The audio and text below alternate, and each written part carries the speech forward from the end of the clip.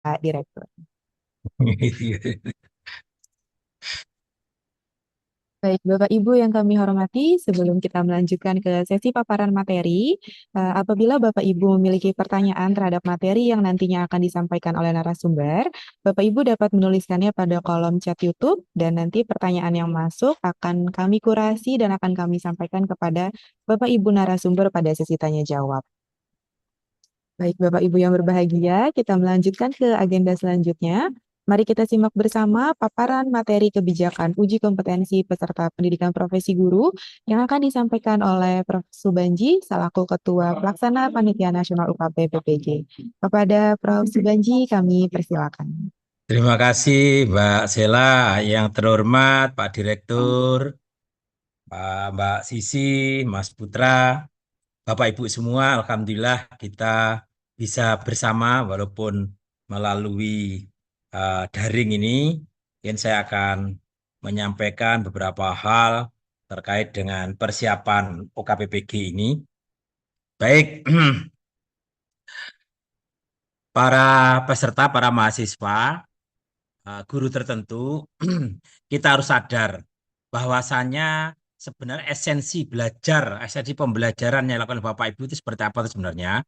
Kalau kita lihat, Bapak Ibu mengajar pada hari ini para siswa tertentu, itu siswa itu tidak akan menggunakan pengetahuannya untuk saat ini, tetapi dia akan menggunakan pengetahuannya itu, menggunakan apa yang diperoleh hari ini itu untuk menghadapi tantangan 10 sampai 20 tahun ke depan. Ini yang sangat penting. Jadi jangan berharap ngajar sekarang ini sebenarnya untuk menyelesaikan masalah sekarang. Bukan. Ngajar sekarang ini untuk menyelesaikan masalah 10 sampai 20 tahun ke depan. Karena itulah esensi dari kehidupan anak yang kita ajar sekarang. Dan kita sadar bahwa perkembangan teknologi itu begitu cepat, Bapak Ibu peserta webinar, dan itu menjadi tantangan bagi guru. Kalau kita lihat ancaman yang terakhir yang sangat mengerikan itu salah satunya adalah munculnya kecerdasan buatan itu yang disebut AI itu, artificial intelligence. Ini sudah merambah semua lini, termasuk Bapak Ibu ketika melakukan pembayaran pakai QRIS dan sebagainya itu, QRIS kode itu juga sebenarnya berbasis AI. Termasuk kita presensi dengan setor wajah. Nah, wajah kita yang terdeteksi itu juga aplikasi atau didasarkan pada AI. Kemudian kita menggunakan voice note, ya, itu suara-suara yang digunakan untuk mengendalikan semuanya itu juga AI. Bahkan terakhir ini yang agak menggemparkan adalah ChatGPT. Kenapa ChatGPT sangat menggemparkan? Karena ChatGPT diprogram supaya bisa memproses bahasa manusia sehingga memberikan respon sesuai dengan yang mengajukan atau yang berkomunikasi. Kemudian bisa menjawab berbagai pertanyaan yang diajukan oleh pengguna. Sehingga Bapak Ibu kalau melihat di ChatGPT mungkin muridnya nanti suatu saat diberi pertanyaan oleh gurunya jawabnya nyari aja di ChatGPT, jadi begitu. Memberikan saran dan rekomendasi tentang berbagai topik. Jadi kalau kita punya masalah, atau menyelesaikan sesuatu, kita minta saran, rekomendasi, itu juga dibantu oleh ChatGPT. Menerjemahkan berbagai bahasa juga bisa dilakukan. Bahkan menyusun teks, puisi, atau yang lain-lain berdasarkan perintah pengguna. Dan itu lebih bagus ketimbang buatan kita. Ini juga merupakan tantangan guru, tantangan pendidik menghadapi dunia global. Kemudian ancaman lain apa? Akan banyak pekerjaan yang hilang yang diganti oleh AI. Siswa mengerjakan tugas yang berbahaya hanya dengan minta bantuan AI. Sehingga apa? Dia tidak berpikir. Lah kalau tidak berpikir, ini menjadi tidak cerdas. Nah, ini tantangan yang sangat mengkhawatirkan. Kemudian kejahatan juga akan meningkat dengan melalui peretasan data. Hal-hal seperti ini merupakan tantangan guru di masa kini. Bahkan nanti guru pun bisa jadi diambil alih robot. Ini robot yang sedang berdiskusi dengan murid-muridnya. Ini robot yang menjaga ujian. Ini robot yang tanya jawab dengan muridnya. Bisa jadi ini. Ini sekali lagi, ini semua adalah tantangan bagi pendidik. Nah, berdasarkan tantangan tersebut, apa yang harus dilakukan oleh pendidik? Nah, pendidik itu kontribusinya ya, itu sebenarnya esensinya mengembangkan berpikir dan bernalarnya siswa. Jadi tugasnya pendidik itu sebenarnya yang paling utama adalah mencerdaskan siswa, mengembangkan berpikir dan bernalar. Artinya apa? Mencerdaskan siswa. Melalui apa? Dengan menyediakan berbagai aktivitas menantang. Karena berdasarkan riset, semakin kita memberikan tantangan kepada siswa, maka siswa itu akan semakin cerdas. Asalkan tantangan itu terjangkau. Artinya tantangan itu masih terjangkau oleh pikirannya anak. Dan itu harus dilakukan. Harus memberikan tantangan. Supaya apa? Kalau cerdas, nanti akan menjadi siswa yang kritis, kreatif, komunikatif, dan pemecah masalah. Akhirnya hanya itu yang bisa menghadapi tantangan global. Jadi yang akan sukses untuk menghadapi tantangan global hanya anak-anak yang berpikir kritis, kreatif, komunikatif, dan memecah masalah. Karena itu tugas yang pendidik, sekali lagi, tugas pendidik apa toh? Mencerdaskan siswa dengan memberi tantangan sehingga siswa tersebut menjadi orang yang kritis, kreatif, pemecah masalah. Tadi itu esensi dari guru, esensi dari tugas pendidik. Kalau kita menyiapkan anak dengan kecerdasan, mencerdaskan anak, maka nanti tantangan apapun yang dihadapi itu tidak menjadi masalah. Tapi kalau kita hanya mengajarkan prosedural saja, prosedural semua nanti bisa diambil alih oleh AI. Tidak ada gunanya kita mengajar. Nah, ini yang penting. Karena itu sangat penting guru itu harus bisa menyediakan aktivitas yang menantang. Itulah sebenarnya yang pengen diukur dalam PPG. PPG sebagai harapan, dengan tantangan itu PPG sebagai harapan. Kenapa PPG sebagai harapan? Karena PPG itu ingin membentuk guru menjadi pembelajar mandiri. Bapak Ibu yang guru tertentu itu dihadapkan pada proses belajar yang sifatnya mandiri, yang nanti harapannya menjadi pembelajar yang mandiri secara terus-menerus, melakukan pengembangan diri untuk adaptasi terhadap perubahan. Sehingga perubahan apapun yang terjadi, seperti perkembangan teknologi yang begitu pesat, semua bisa diantisipasi, semua bisa dilalui dengan proses adaptasi terhadap perubahan tersebut. Itu guru yang sangat diharapkan melalui PPG ini. Yang berikutnya, PPG itu diharapkan menyiapkan guru untuk menjadi pemecah masalah dalam pendidikan, termasuk menghadapi perubahan. Dan yang berikutnya, menjadikan guru sebagai sahabat, pelindung, motivator, teladan bagi muridnya.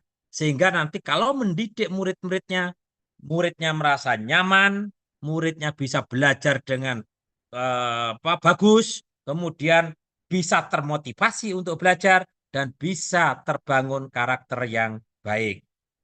Nah, UKPPPG, karena Bapak Ibu sebagai profesi, guru sebagai profesi, maka ujiannya itu sebenarnya bukan sendiri PPG itu.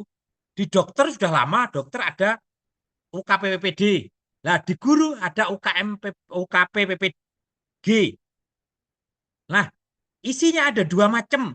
Kalau di dokter UKPPD CBT, kalau kita uji tertulis, kemudian ada OSCE nasional, kita ada uji kinerja, dua-duanya harus lulus. Itulah kalau ingin menjadi guru profesional. Kita tidak ingin, ya, tidak ingin adanya malpraktek dalam pendidikan. Nah, ini mungkin tujuannya juga mendidik. Ini juga tujuannya mendidik.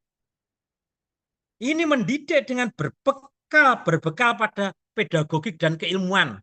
Kalau ini mungkin mendidik dengan kekerasan. Sama tujuannya pengen mendidik, tapi caranya yang kurang pas. Ini malpraktek. Ini yang tidak kita inginkan.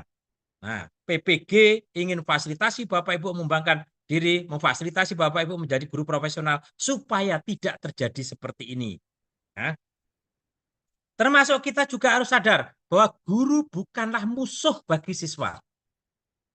Guru adalah pelindung bagi siswanya, sahabat bagi siswanya, teladan dan motivator bagi siswanya. Sehingga apa?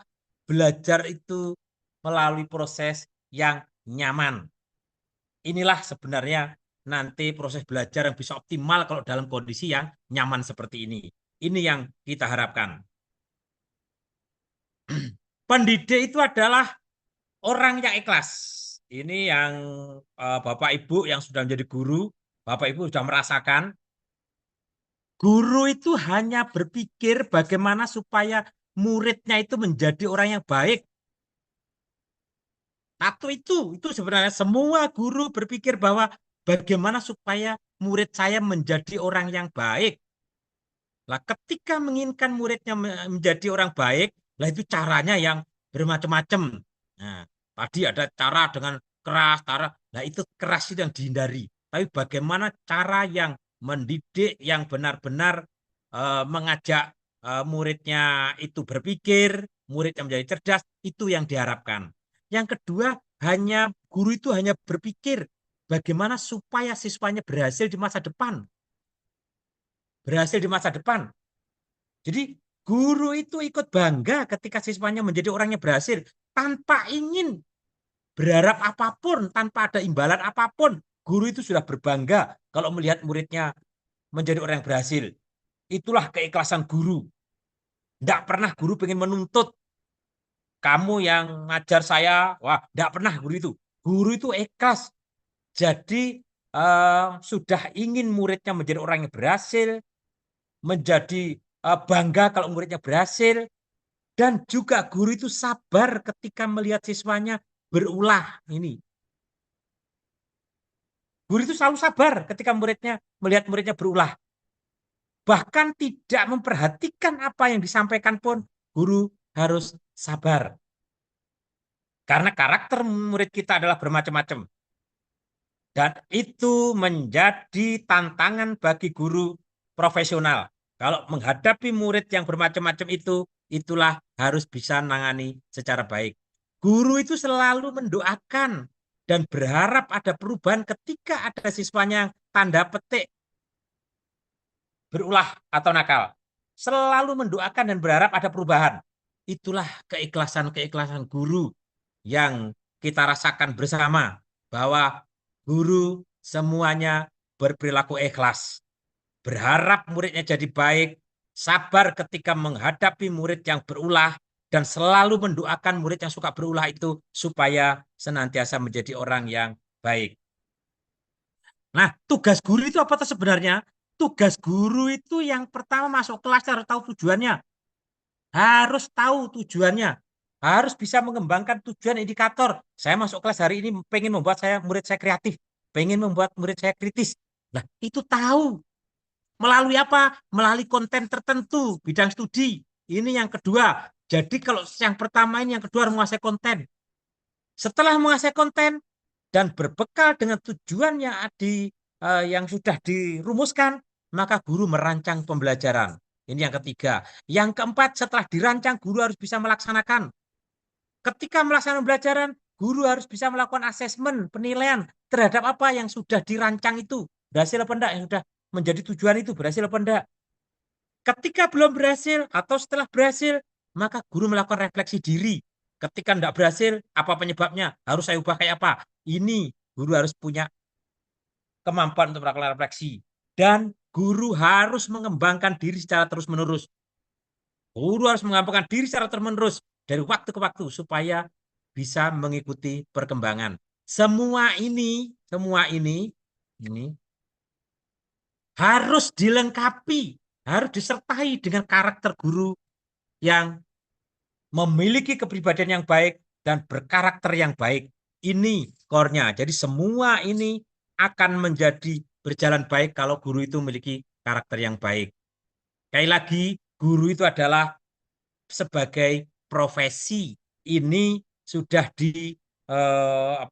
cantumkan atau mengikuti apa yang dalam undang-undang. Undang-Undang Nomor 14 tahun 2005, guru itu profesi dan untuk memperoleh sertifikat profesi itu melalui pendidikan profesi. Kemudian kenapa disebut profesi? Karena memiliki persyaratan atau keahlian khusus. Jadi dari guru tidak sembarang orang. Guru itu harus memiliki persyaratan khusus, itulah yang disebut sebagai profesi. Nah, kita sadar bahwa guru yang sudah terlanjur menjadi guru, nah, baru ikut PPG, itu kita sebutnya sebagai guru tertentu kalau saat ini. Kalau dulu disebut sebagai guru dalam jabatan. Ya. Lah, ujian tadi disinggung oleh Pak Direktur, ujian itu diakhiri dengan uji kompetensi pendidik PPG itu. Itu sudah menurut peraturan pemerintah. Jadi peraturannya yang begitu. Wujudnya apa? Ujian tulis dan ujian kinerja. Ujian tulis dan ujian kerja. Semua guru tertentu maupun calon guru semua harus mengikuti ujian uji tertulis uji kinerja ini. Semua karena itu peraturannya ke sana. Ingat istilahnya, jadi kalau dulu kita menyebut prajab, sekarang menjadi guru calon guru. Kalau guru tertentu, dulu dajab, sekarang menjadi guru tertentu. Ini istilah yang ada di peraturan menteri. Yang ini yang harus kita ikuti. Guru tertentu itu siapa? Sudah didefinisikan jelas. Guru tertentu itu adalah guru penggerak, guru XPLPG, jadi guru yang sudah lulus dari PGB, kemudian XPLPG, guru yang terdaftar di Dapodik, aktif Dapodik sampai 2023-2024. Kalau ini belum di yang peralihan dan seterusnya itu belum tiga. Tiga ini sebenarnya ranahnya untuk menyebut sebagai guru tertentu, guru tertentu. Semua ini harus mengikuti UKP PPG kalau ingin lulus dalam PPG. Ini dari peraturan menteri diterjemahkan dalam peraturan Dirjen. Jadi sekali lagi guru tertentu itu guru penggerak, guru yang telah menyelesaikan PLPG tapi belum lulus, berarti XPLPG ini, nah PLPG, terus kemudian guru yang terdaftar di Dapodik aktif sampai 2023-2024 dan belum memiliki sertifikat pendidik. Jelas peraturannya di situ. Kemudian ujiannya gimana? Ujiannya sekali lagi kalau guru lulusan PGP dan XPLPG itu lapor diri dan orientasi di LPTK terus daftar ujian. Kalau terdaftar di Dapodik ini yang aktif sampai tahun ajaran 2023-2024, lapor diri dia terus berikutnya mengikuti pembelajaran di PMM. Ini yang membedakan. Kalau XPLPG dan lulusan guru penggerak tidak perlu ikut ini. Tetapi kalau yang guru aktif, yang bukan guru penggerak dan XPLPG, maka harus ikut eh, pembelajaran mandiri. Ketika ini sudah lulus, baru daftar UKP PPG. Yang di sini ada dua ujian, yaitu ujian tulis uji kinerja. Jadi semua harus mengikuti baik guru lulusan PGP, XPLPG maupun guru yang terdaftar di Dapodik ini harus mengikuti dua ujian ini karena ujiannya ada dua macam. Ini sekali lagi ini peraturannya begitu. Jadi kalau kita rumuskan guru tertentu, ingin ada guru tertentu sudah disebut pelulusan PGB, XPLPG, guru aktif tahun ini harus mengikuti ujian, yaitu penilaian perangkat pembelajaran dan penilaian praktek video pembelajaran. Jadi dua-duanya harus diikuti. Ini dua-duanya diikuti. Itu peraturannya. Ujian pelaksanaannya harus mengikuti, harus mengacu pada peraturan yang ada. Sehingga tidak boleh ada apa namanya yang melanggar peraturan yang sudah ditetapkan. Harus mengikuti ini. Itulah sebenarnya ketentuan untuk ujian UKPWPG guru tertentu. Para peserta webinar ini yang penting bahwa Bapak Ibu peserta PPG itu, peserta UKM PPG itu harus terdaftar di PD Dikti. Statusnya Bapak Ibu adalah mahasiswa. Sekali lagi, jadi harus ingat statusnya adalah mahasiswa. Kalau ranahnya dalam UKP PPG, Bapak Ibu statusnya adalah mahasiswa, bukan guru tapi mahasiswa. Guru itu kalau di sekolah ketika ikut PPG ini, ikut UKP PPG ini, Bapak Ibu statusnya adalah mahasiswa. Karena itu harus terdaftar di PDDikti dan ini diurus oleh LPTK. Karena itu semua guru tertentu harus menjadi mahasiswa di perguruan tinggi itu dan harus mengikuti ujian kinerja dan ujian tulis tadi itu, dua macam itu. Ini yang penting. Beban SKS sudah lalui. Kalau PGB, lulusan PPGB sama XPLPG, itu 36 SKS itu sudah langsung dipenuhi. Sudah ada pemenuhan beban belajar 36 SKS sehingga tidak perlu ikut dalam PMM lagi, tetapi langsung bisa ikut ujian. Sedangkan yang aktif di Dapodik, aktif mengajar sampai tahun ajaran 2023-2024, diberikan pemenuhan beban belajarnya itu 37, padahal mestinya totalnya 36. Sehingga apa? Yang 9 dilalui dengan ditempuh melalui belajar mandiri melalui PMM tadi itu. Yang mata kuliahnya ada 3 macam ini. Ini yang perlu supaya nanti, oh ini belajar mandiri itu yang membedakan. Kalau yang aktif di Dapodik, aktif mengajar, tercari Dapodik, dan bukan PGP, bukan XPLPG, maka masih menempuh 9 SKS melalui PMM, platform PMM. Kalau XPLPG dan PGP bisa langsung ikut ujian. Tetapi ingat ujiannya semuanya 2 macam. Uji kinerja sama uji tulis. Ini gambaran kalau yang apa namanya mengikuti PMM, di sana kan ada prosedur penilaian mata kuliah, ada latihan pemahaman, beri soal, ya.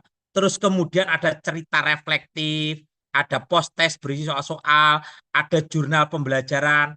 Ingat, ini ada tujuannya ketika latihan pemahaman ini sama yang ketiga, post test ini digunakan untuk menopang nanti ujian di dalam uji tulis yaitu PCK. Sedangkan yang nomor 2, cerita reflektif dan jurnal pembelajaran ini digunakan untuk menopang ujian tertulis yang langsung uraian, yaitu studi kasus reflektif. Jadi yang nomor 2, nomor 4 ini untuk membantu pelaksanaan nanti dalam ujian tertulis, yaitu studi kasus reflektif. Nomor 1 dan 3, latihan pemahaman dan post test itu menopang pelaksanaan PCK. Ini proses PPG yang saudara lalui dan pengujiannya seperti apa. Nah, uji tertulis, sekali lagi uji tertulis, ini ranahnya Dajab atau guru tertentu. Ini nanti pelaksanaan uji tertulisnya berbasis domisili. Kemudian ada uraian studi kasus. Kalau ini objektif yang berdomisili ini sebenarnya dua-duanya domisili sebenarnya ya. Ada objektif, ada uraian. Jadi ada 2 macam, ada objektif, ada uraian. Semuanya dilaksanakan secara basis domisili. Jadi uraian itu yang nanti akan saya jelaskan di bawah. Ada 4 komponen yang dijadikan bahan untuk ujian uraian. Kemudian ujian UKIN dan UKIN itu nanti dinilai oleh guru satu dosen, ya, termasuk studi kasus reflektif soal uraian yang diketik langsung oleh para peserta saat ujian itu nanti dinilai oleh satu dosen, satu guru di perguruan tinggi di mana saudara tercatat sebagai mahasiswa. Nah, ini nanti, jadi ini diuji oleh dosen dan guru, satu dosen, satu guru, dosennya dosen di tempatnya saudara tercatat sebagai mahasiswa. Ingat, PPG itu kan sebenarnya digunakan untuk lulus pertama itu memenuhi guru ahli pertama. Jadi kalau kita lihat itu standar minimalnya itu adalah guru ahli pertama. Tetapi harapannya dari waktu ke waktu terus belajar, nanti bisa meningkat menjadi guru profesional yang bisa selalu beradaptasi untuk memenuhi perubahan-perubahan yang terjadi. Ini bisa meningkat seperti ini. Itu yang diharapkan. Nah, soalnya seperti apa? Uji tertulis untuk guru tertentu, itu nanti soalnya ada SJT 15 soal, PCK 35 soal, waktunya untuk mengerjakan SJT dan PCK itu 120 menit. Kemudian studi kasus reflektif, ini uraian reflektif ini. Lah, ini waktunya 30 menit. 30 menit. Untuk studi kasus reflektif diketik langsung saat ujian. Ya. Jadi tidak bisa melakukan copy paste dan macam-macam nggak bisa karena aplikasinya sudah distandarkan tidak bisa kita copy paste ke tempat yang Bapak Ibu harus mengetik itu. Karena itu tolong mulai belajar bagaimana menuangkan ide dalam ketikan, menggunakan ketikan. Itu yang sangat penting. Nah, masalah-masalah apa yang menyebabkan mahasiswa tidak lulus di UKIN? Nah, ini nih ya. Ini yang perlu kami tekankan. Jadi perangkat pembelajaran yang dibuat oleh mahasiswa, sorry, perangkat pembelajaran yang dibuat oleh mahasiswa dan diupload itu tidak lengkap, bahkan ada yang bidangnya tidak sesuai. Aneh ini, ngajar matematika yang diupload perangkatnya PKN. Ya sudah, wassalam. Kalau seperti itu, tidak bisa lulus. Ya. Misalnya guru bahasa Inggris, perangkat yang diunggah atau yang dibuat atau diunggah itu adalah misalnya ekonomi, padahal bahasa Inggris itu juga menyebabkan tidak lulus. Yang kedua, video yang diupload tidak lengkap, ya tidak lengkap. Ini ada kejadian. Mungkin saja saudara membuat beberapa file yang awal, mungkin file awal, terus kemudian file revisi 1 sampai revisi 2 sampai final, misalnya gini, final. Yang saudara unggah jangan sampai keliru yang diunggah itu yang final ini. Pernah kejadian yang diunggah apa? Yang awal ini. Padahal awal itu isinya hanya salam saja, ya sudah, tidak akan bisa lulus. Video banyak disisipi lagu ini juga bermasalah. Kenapa? Ada YouTube itu kan memberlakukan kalau orang mengambil lagu dipasang di filenya Bapak Ibu yang mengajukan video atau yang mengunggah video itu, maka nanti akan kena pasal plagiasi dan itu langsung ditutup untuk tidak bisa dibuka. Ini masalah. Ini masalah. Makanya enggak usah disisipi lagu-lagu. Udah real yang dilakukan Bapak Ibu itu aja diunggah. Kemudian RPP atau video yang diupload tidak bisa dibuka. Kenapa enggak bisa dibuka? Karena pilihan yang dibuat oleh mahasiswa itu bukan yang open tapi privat. Privat itu berarti hanya bisa dibuka sendiri. Orang lain tidak bisa buka. Itu bermasalah. Ya, ini nih yang penting. Ini tolong dicek lagi kalau ngunggah itu cek apakah ini pilihannya terbuka umum sehingga penguji bisa membuka atau privat. Kalau privat tidak bisa dibuka, kalau tidak bisa buka bermasalah, tidak akan bisa dinilai. Kemudian mahasiswa melakukan kecurangan. Nah, kecurangan yang kita detek, yang pertama itu membuat perangkat pembelajaran hanya copy paste dari Google, hanya copy paste dari yang beredar, perangkat-perangkat yang beredar. Itu kena nanti plagiasinya kena nanti. Lah, itu nanti akan bermasalah. Makanya sudah buat sendiri. Perangkat pembelajaran buat sendiri. Karena itu cerminan dari kemampuan Bapak Ibu sebagai guru profesional. Aneh kalau seorang guru tidak bisa membuat perangkat pembelajaran. Karena itu hindari untuk copy paste. Copy paste dari kawannya, copy paste dari Google dan lain-lain, hindari. Buat sendiri. Kenapa? Kalau nanti copy paste dari kawannya pun, kawannya juga ngunggah, punya saudara akan kena apa namanya plagiasi itu akan kena sekian persen. Lah itu nanti akan bermasalah. Makanya hindari ya. Buat sendiri saja, sebisanya buat sendiri. Itu yang paling penting. Hindari itu. Kalau orang membuat sendiri tidak akan pernah sama satu dengan yang lain. Asalkan buat sendiri. Ya, tolong ini penting. Jangan hanya copy paste saja. Yang kedua ada video praktek pembelajaran. Ini ternyata orang lain yang praktek.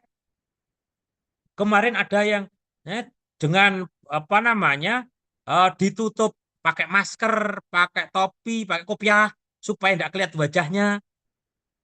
Dilacak ternyata itu orang lain. Nah ini yang jangan sampai terjadi. Kalau nanti itu terjadi, maka nanti sudah wassalam, saudara tidak akan diberi kesempatan untuk ujian berikutnya lagi. Ya. Kalau sudah curang itu hal yang sangat berbahaya. Kemudian yang berikutnya, bagaimana yang tidak lulus eh, ujian tulis? Yang pertama, kurang persiapan. Saudara tidak belajar dengan baik, padahal sudah ada apa namanya di platform itu sudah ada semua materi dan sebagainya. Kurang persiapan, kurang belajar. Ini menyebabkan tidak lulus. Yang kedua, mahasiswa tidak ikut uji coba. Nah, ini jadi problem. Karena apa? Karena saat uji coba itu sebenarnya digunakan untuk memastikan apakah aplikasi itu bisa diinstal di perangkatnya Bapak Ibu. Aplikasi ujian itu apakah bisa diinstal di sana enggak? Jadi bisa diinstal apa enggak? Yang kedua, apakah internet di tempatnya Bapak Ibu saat uji coba itu lancar apa enggak? Karena itu akan cerminan pelaksanaan besoknya. Biasanya kalau ada uji coba Kamis Jumat, Sabtu Minggu ujian, lah Kamis Jumat sudah didetek. Pertama menginstal sukses apa enggak? Kemudian yang kedua internetnya lancar apa enggak? Tempat ujiannya nyaman apa enggak? Terus memungkinkan timbul kecurangan apa enggak? Itu didetek saat uji coba. Kalau uji cobanya tidak ikut, seringkali terjadi ini, ada problem teknis. Ternyata tidak bisa install, waktunya habis, mestinya harus install kemarinnya, baru install hari itu, yang diinstal keliru lagi, itu masalah. Ternyata internetnya tidak lancar di tempat itu juga akan menjadi masalah. Nah, karena itu tolong ketika uji coba para mahasiswa harus ikut. Kemudian mahasiswa tidak menyelesaikan soal esai studi kasus reflektif. Padahal ini hanya menuliskan pengalamannya dia, dirinya sendiri, menuliskan pengalamannya dirinya sendiri, tapi tidak diisi. Nah, ini yang jadi masalah. Tidak bisa lulus. Kemudian yang terakhir adalah mahasiswa melakukan kecurangan saat ujian tertulis dibantu orang lain. Ingat, aplikasi kita ini sangat canggih, bisa melihat depan, belakang, samping, bisa lihat semua, sehingga ketika ada gerak-gerik yang mencurigakan, itu akan terdetek. Karena itu, tolong tidak usah untuk berpikir berbuat curang. Karena kalau sudah berbuat curang, habis, selesai sudah. Kalau saudara tidak berbuat curang, masih punya peluang besar untuk bisa lulus. Karena itu, hindari, tidak usah berpikir untuk berbuat curang. Lah, apa saja nanti dalam studi kasus reflektif itu yang diminta? Yang pertama adalah masalah yang pernah dihadapi oleh Bapak Ibu. Masalah apa saja yang pernah dihadapi? Masalah itu masalah kaitannya dengan pembelajaran. Mungkin kaitannya dengan membuat perencanaan, pernah mengalami kesulitan, dalam melaksanakan pembelajaran, mengalami kesulitan, dalam melakukan penilaian, mengalami kesulitan, menyusun instrumen penilaian, dan sebagainya, mengalami kesulitan, atau mungkin pernah melihat siswanya mengalami kesulitan, itu masalah yang dihadapi ketika proses belajar, siswanya kok mengalami kesulitan ini, terus bisa juga perilaku siswa yang aneh, suka ganggu temannya, dan sebagainya, terus kesulitan dalam menyiapkan materi, mungkin pengen bawa materi itu ke konteks yang cocok dengan siswa itu mengalami kesulitan, menyiapkan media mengalami kesulitan, bahkan mungkin menciptakan lingkungan yang aman nyaman juga mengalami kesulitan, pengen membuat pembelajaran dengan siswa sebagai pusat pembelajaran mengalami kesulitan dan lain-lain. Ini yang ditulis Bapak Ibu salah satu aja bisa, salah satu aja dituliskan di sini masalah yang pernah dihadapi, terus bagaimana saudara menangani masalah tersebut. Kalau menangani siswa mengalami kesulitan, terus kan siswa ketika diberikan problem ini dalam LKS, ternyata dia tidak bisa, yang dijawab malah salah begini. Terus gimana saudara memberikan bantuan kepada siswa tersebut? Itu menangani. Terus berhasil apa enggak? Mungkin diberikan soal lagi, menjadi bisa, berarti berhasil. Hikmah apa yang dapat diambil dari proses refleksi ini? Empat hal ini saja sebenarnya yang perlu dituliskan oleh Bapak Ibu, pengalaman sendiri. Saya ingat, ini pengalaman real dirinya sendiri. Seorang guru pasti pernah mengalami masalah dalam proses pembelajaran. Pasti itu pengalaman real. Sekali lagi ini pengalaman real, jangan ngarang-ngarang. Pengalaman real yang pernah dialami apa? Refleksi sejenak.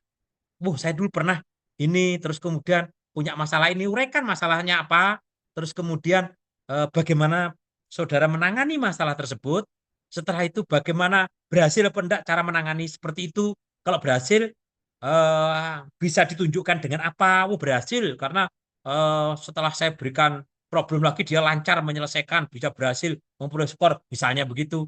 Hikmah apa yang bisa diambil dari refleksi tersebut, dari penanganan masalah tersebut?